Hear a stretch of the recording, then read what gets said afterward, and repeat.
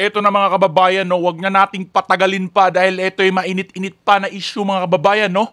Nakaraang araw ay isiniwalat ni dating President Rodrigo Roa Duterte mga kababayan ang anomalya sa 2025 national budget mga kababayan kung saan may mga blanco dito na items mga kababayan, no.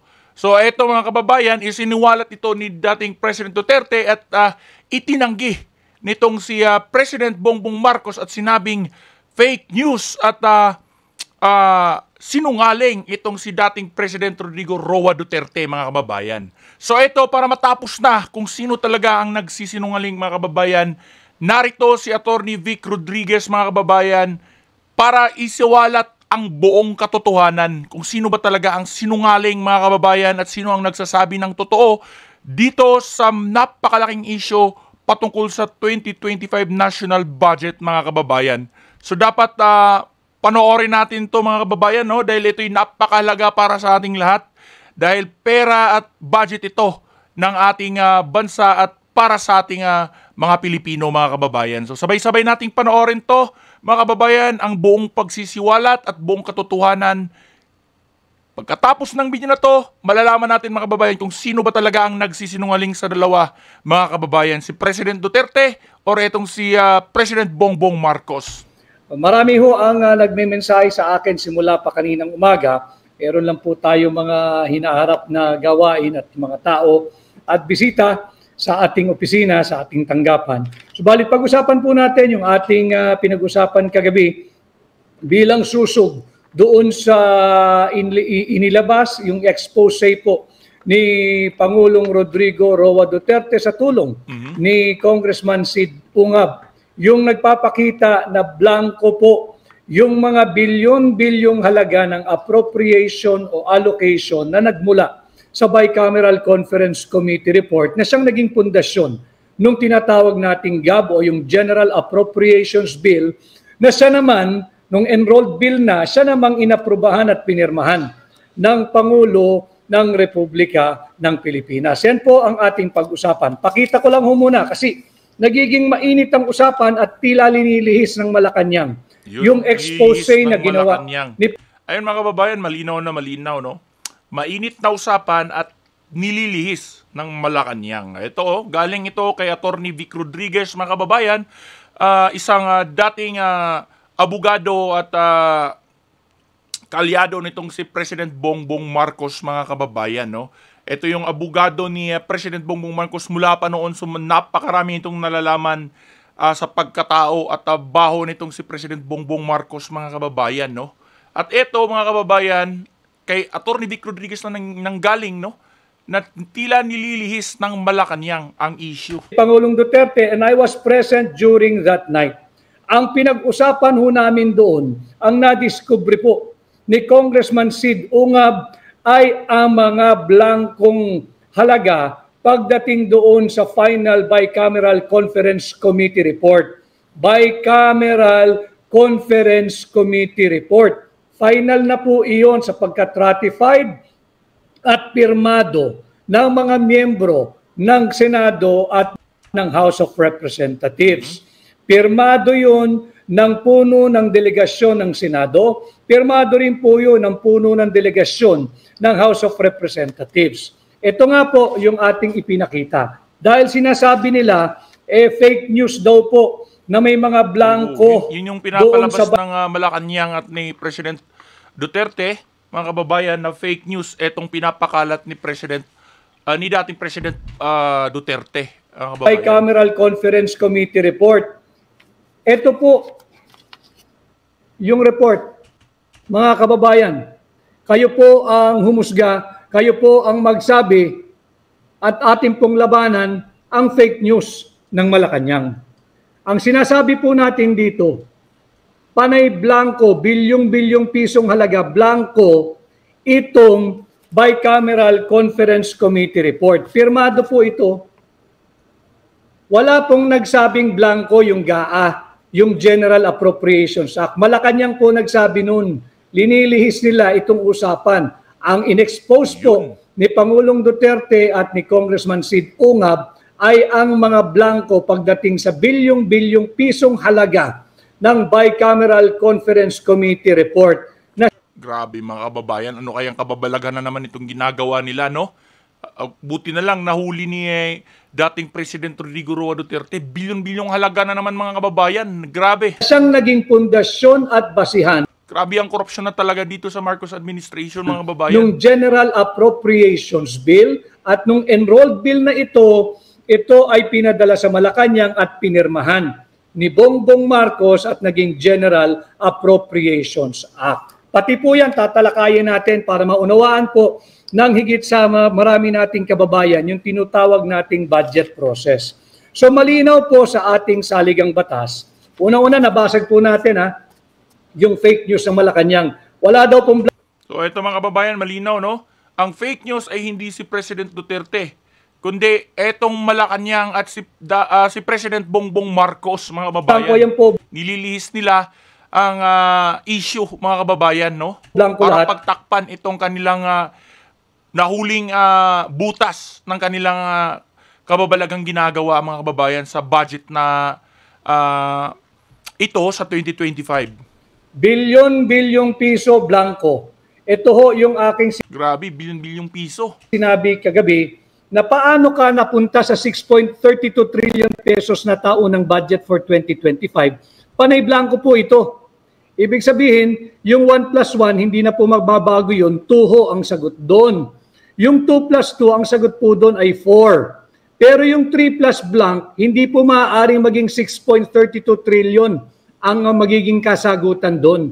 Kahit po mga batang nag-aaral sa elementary, alam po yung kasagutan sa 3 plus 3. Pero hindi po Grabe. kayang sagutin ng kahit na sinong scientist o inventor o henyo. Ano kayang plano nila mga kababayan, no? Bakit binablanko nila itong national budget, mga Yung kababayan? tanong na 3 plus blank is equal to 6.32 trillion pesos. Yan yung malaki nating pinag-uusapan at nadiskubre at inilahad ni Pangulong Duterte at ni Congressman Sid Ungab. Nandun po ako nung gabing yun, nung amin pong pinakita ito, na hindi po ito peke. Ayan po, Ayun na, mga kababayan, nilabas na ang ebidensya at ang buong katotohanan kung sino yung fake news at sino yung sinungaling. Malacanang po ang nagpapalaganap ng fake news. Ayan mga kababayan, klarong-klaro. Ang Malacanang ang nagpapakalat ng fake news dito mga kababayan. Ipihit po nila yung usapin sa GAA. Wala pong nagsabing may blanco yung GAA. Ang sinasabi natin, blanco itong final document na naging basihan ng GAA. Iyan ang pinag-uusapan natin. Kay Balitang Hopya Money Popcorn, ano po ba ang BICAM sa GAA? Yung BICAM, wala po yun sa GAA. Babanggitin ko po yan. Malinaw ho sa ating saligang batas. Silipin po ninyo, pakisilip po ninyo, Article 6, Section 24, that all appropriation, revenue, or tariff bills shall emanate or originate exclusively sa House of Representatives. Malinaw po yan. Yung ating mga nakasubaybay na magagaling na abogado, yung mga nag-aaral ng batas sa law schools, alam po nila yan. At pati po mga ordinaryong Pilipino, dapat po silipin ninyo yung ating saligang batas. Malinaw po sa ating saligang batas, Article 6, Section 24. All revenue, all tariff, all appropriations bill shall, to the exclusion of all other bodies, shall originate exclusively sa House of Representatives. So walang ibang pwedeng pagmulan yan. So nalinaw po natin yung constitutional basis or provision. Ngayon, yung annual budget magmumula lamang sa House of Representatives, originally appropriation. Pero yan po ay isusumiti ng Executive Department nung tanggapan ng Pangulo. Yun, isusumiti pa pala mga kababayan. Meron pong tinatawag na President's Message or yung budget message ng Pangulo at nandyan din po yung National Expenditure Program. Nandyan po nakadetalye kung ano-ano yung mga inihinging funding o pera ng Executive Department para sa parating na taon at ito yung mga kinakailangang priority na pondohan ng ating Kongreso. At bukod po dyan, meron pang isang document na kasama. So meron na po tayong mensahe ng Pangulo, meron na po tayong yung NEP, yung National Expenditure Program. May kasama din po yan yung BESF, yung Budget Expenditures and Sources of Funding. Kinakailangan po yun kasi kinakailangan nagbabangga yung mga dokumentong yan para hindi naman po pwedeng blanco. Kagaya po nito blanco. Kaya po merong budget, expenditures, and sources of funding para po maiwasan yung blanco. Hindi ka pwedeng humingi o mag-request ng appropriation kung wala kang magiging source of funding o pagkukunan ng pera. So, andito na po tayo, sinumite yung annual budget, yung panukala ng Executive Department. Nagbalangkas po ang mababang kapulungan. Yung Kongreso, makikita nyo naman yan, nakatelevise pa nga yan, hindi ba? Yung sinasabi nilang, you have to defend your budget. Sa mga secretaries natin, ng iba't ibang department, tumutungot po sila roon, iba't ibang bureau, iba't ibang ahensya, pati ang constitutional bodies po na tinatag ng ating saligang batas, nandiyan po yan, nagpupunta po sa Kongreso, nagpupunta po sa Senado, they are defending their budget. Talaga pong magagaling naman yung mga technocrat natin, magagaling po yan.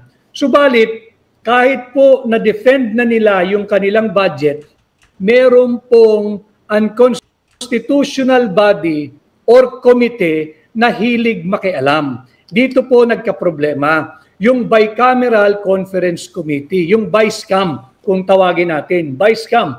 Yung Bicameral Conference Committee, it is just a mechanism to reconcile conflicting figures, yung mga numero, yung mga amount, or conflicting items that are in the appropriations bill. Hindi po pwedeng gumawa iyan o humulma ng sarili nilang bersyon ng budget. Malinaw po sa ating saligang batas. All appropriation, tariff, revenue bills, etc. shall originate exclusively in the House of Representatives. Article 6, Section 24 of our Constitution. Napakaganda na ito mga kababayan. No? Dapat talagang iboto natin itong si Atty. Vic Rodriguez mga kababayan dahil ito napakagandang paliwanag. No? Marami tayong natututunan dito mga kababayan at hindi na tayo maiisahan pa.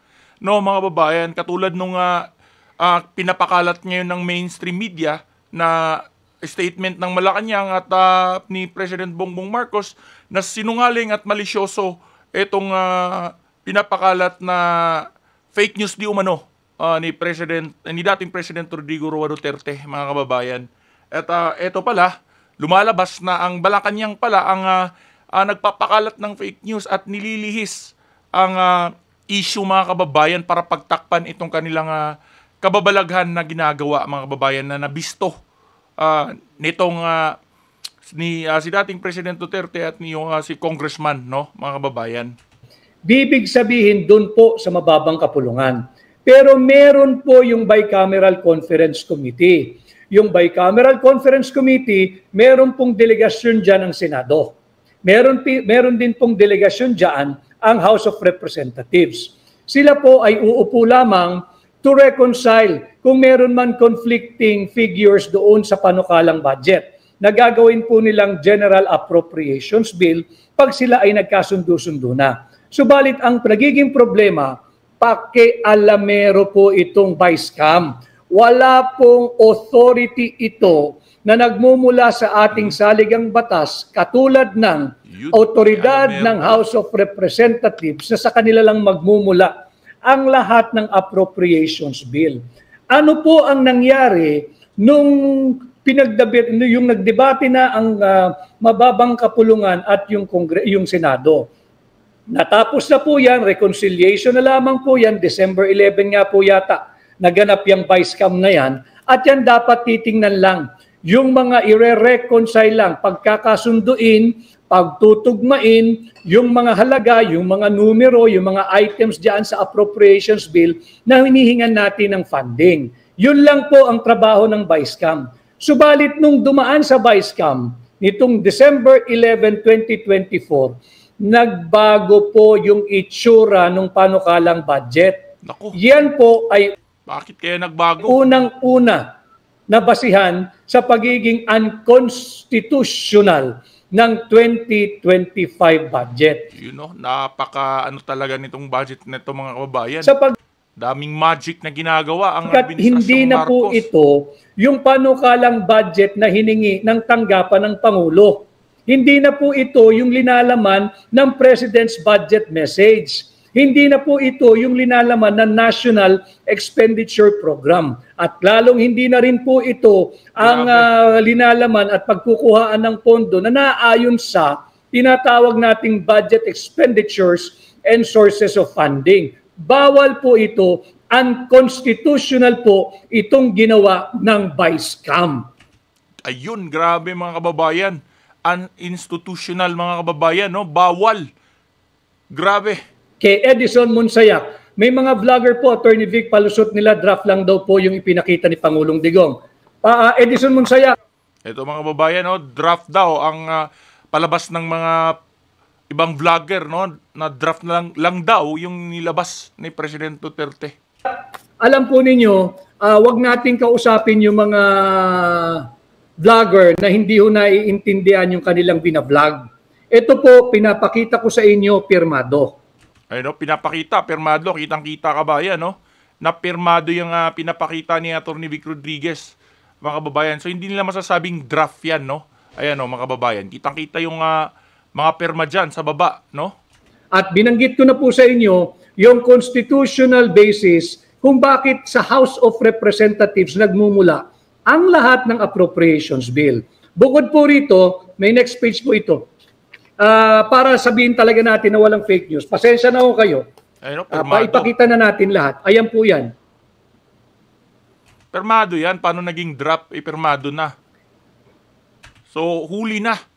Wala nang lusot mga kababayan. Etong Malacanang at si President Bongbong Marcos mga kababayan. Kaya ang ginagawa na lang nila at pinapakalat sa mainstream media ay fake news at malisyoso itong pinapakalat ng dating Pangulo. Para ho nakikita ninyo, dahil labanan natin, sabi ng gobyerno, labanan ng fake news, labanan natin.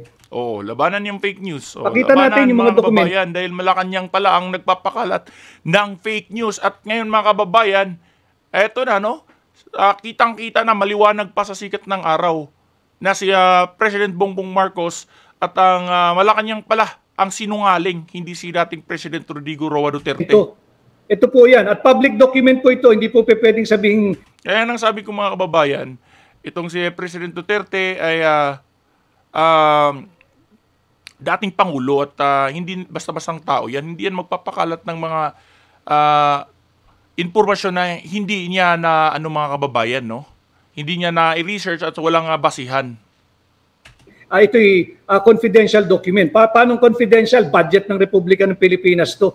Lahat po ng Pilipino ay dapat makisali sa usaping ito. At ito po yung kanyang third page. Para lang makita ninyo, dahil dapat ituwid natin yung mali ng Malacanang. Sinubo nila yung mga mambabatas dapat yung mambabatas ang sumagot Total, tinawag din yung fake news. Ito ho yung totoong kopya. Ayan, kita nyo mga kababayan, klarong-klaro, pirmado.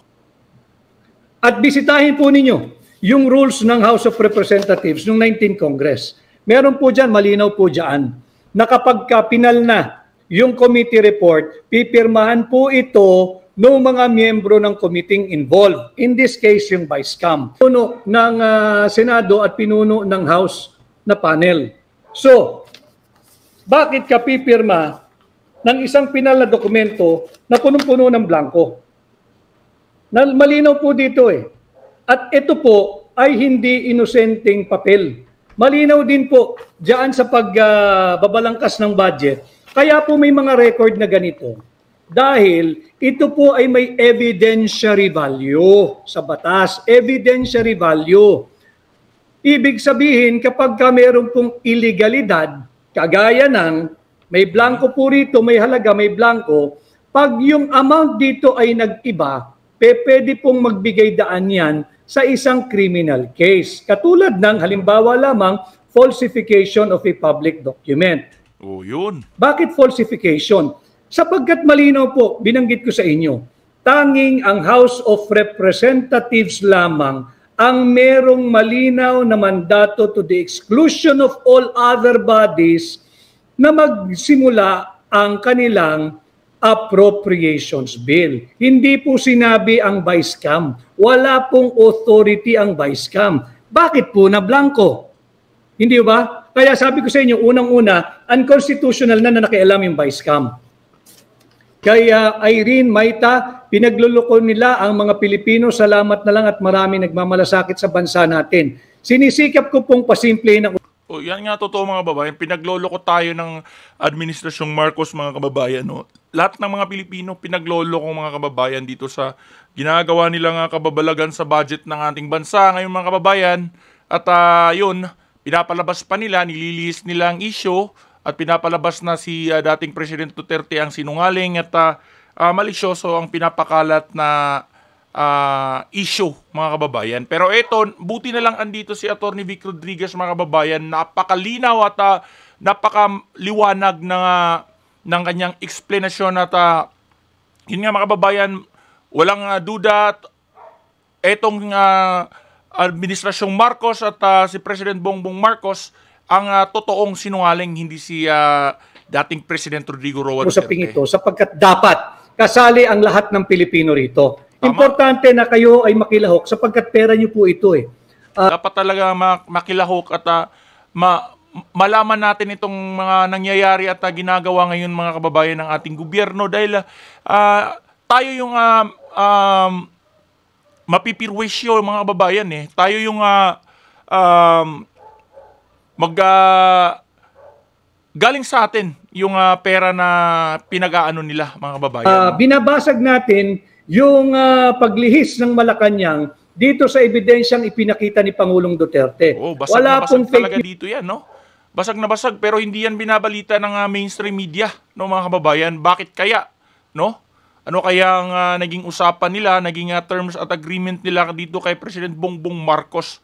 Kasi mga kababayan, wala tayong nakikitang mainstream media na tinitira itong si President Bongbong Marcos. Ganun ba talaga kalakas itong si President Bongbong Marcos ngayon? Samantalang nung hindi pa ito naging Pangulo, puro birada ang ginagawa nila dito kay President Bongbong Marcos, no? So ito nakakapagtaka mga kababayan, no? news dito. Ito po ang linaw. Ang lilihis ng issue ng mainstream media. Linaw.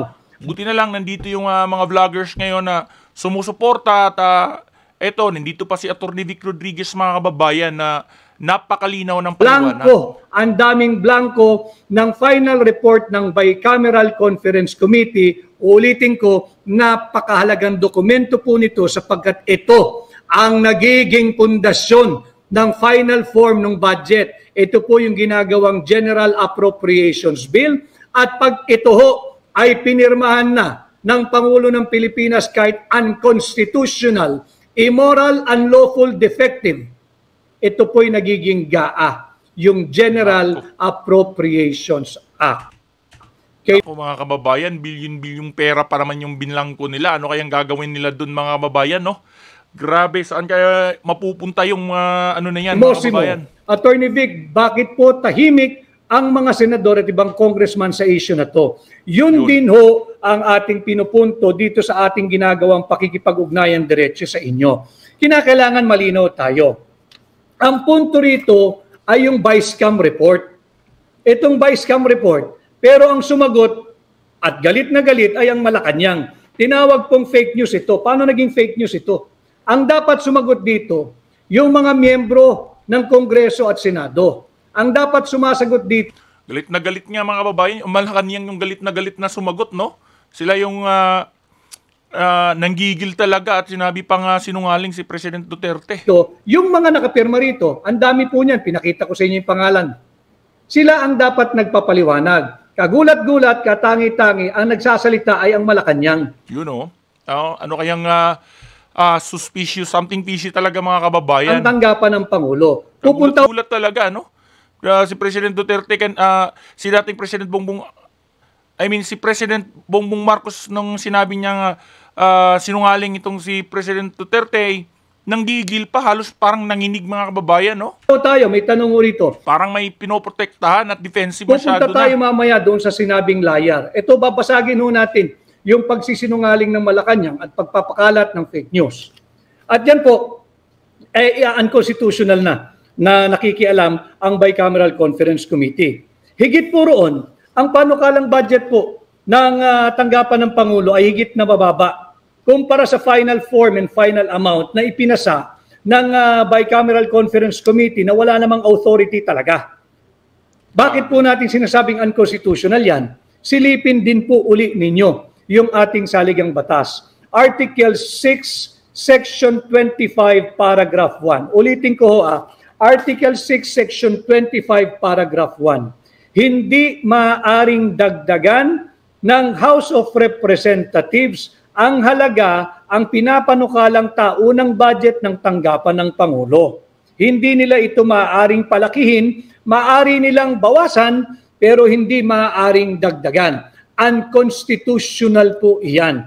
At Grabe. ulit, dito po sa 2025 unconstitutional budget, pangalawang basihan kung bakit po unconstitutional. Higit pong lumobo, bumukol yung panukalang budget ng tanggapan ng Pangulo nung ito po ay dumaan na sa Vice-Cam. Itong Vice-Cam na to, uulitin ko, wala pong authority ito sa ating saligang batas Wala namang authority. na Sino kaya yung pakialaman Vice-Cam na yan, ang ating taunang budget. Sila So dalawa na ho, naman siguro yan. yung ating basihan ng pagiging unconstitutional. Ito naman po, pag-usapan natin, yung sinasabing nagsisinungaling, sino po ang sinungaling? Blanco yan. po iyan eh. Malinaw po, blanco po yan. Kitang-kita. Ito po yung mga pumirma. Pirmado Yan po yung mga pumirma. Blanco po ito. So wala pong pagsisinungaling na ginawa nung kami po ay naglahad sa sambayan ng Pilipino kasama si Pangulong Duterte at si Congressman Sid Ungab. Para lang po sa kaalaman ng sambayan ng Pilipino, si Congressman Sid Ungab ng Davao ay isang veteranong mambabatas. Ang kanyang pribadong buhay, siya po ay isang bangkero. Banker po si Congressman Sid Ungab, magaling po iyan at buo po ang integridad niyan. Siya po bilang congressman ay naging chairman din ng Ways and Means Committee. Ways and Means, ano po ginagawa ng Ways and Means?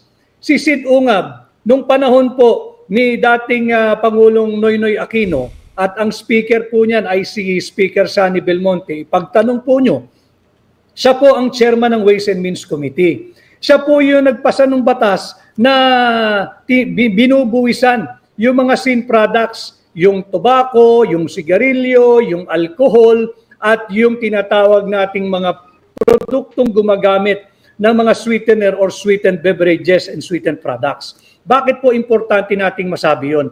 Because that is a landmark piece of legislation dahil yung pera po, yung revenue na kinikita ng gobyerno mula dyan sa excise tax on tobacco, on alcohol, on sweetened food and beverages, yan po yung nagpopondo automatically sa tinatawag nating Universal Healthcare Law o mas kilala doon sa PhilHealth na siniro po ng Marcos administration ngayong taon. Grabe mga kababayan, no? PhilHealth siniro, tapos ngayon yung mga bilyon-bilyon binlangko nila. Ano kaya nga plano nila dyan mga kababayan, no? Grabe. Nakaka-ano talaga mga kababayan. At eto, gaya nga ng sabi, nakakapagtaka ang Malacanang pa. Mismo yung nag-react masyado dito sa issue na ito mga kababayan, no? So, eto mga kababayan, malinaw etong sinasabi ni Atty. Vic Rodriguez mga kababayan na etong Malacanang at si President Bongbong Marcos ang totoong sinungaling at fake news, hindi si President Duterte mga kababayan. At nililihis nila yung issue para pagtakpan etong napakatinding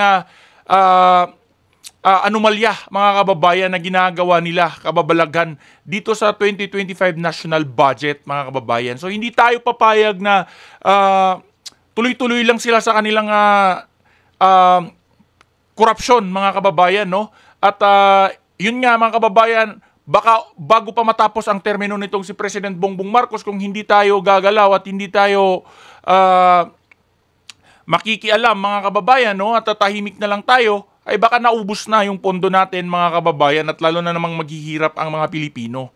Matatandaan natin mga kababayan, no, yung si President Ferdinand Marcos Sr. mga kababayan, naturingan din yung ninakaw ang ginto ng ating bansa at ibang mga kayamanan ng ating gobyerno, no, mga kababayan. Kita nyo naman, eto, like father, like son, mga kababayan, wala tayong nakitang matinong proyekto ang ginawa ang Marcos administration mula nang maupo, na numbalik ang droga, at yun mga kababayan, napakatalamak ang korupsyon at tumaas lalo ang utang ng ating bansa at history in the making pa sa buong Philippine government history. Ang pinakamalaking ginastos sa isang taon sa pondo ng ating bayan ay etong si President Bongbong Marcos mga kababayan. Pero nakakapagtakat ni kung bibiglang itong mainstream media at wala man lang oposisyon na humaharang dito mga kababayan, no? So buti na lang andito si Atty. Vic Rodriguez para ipaliwanag lahat mga kababayan.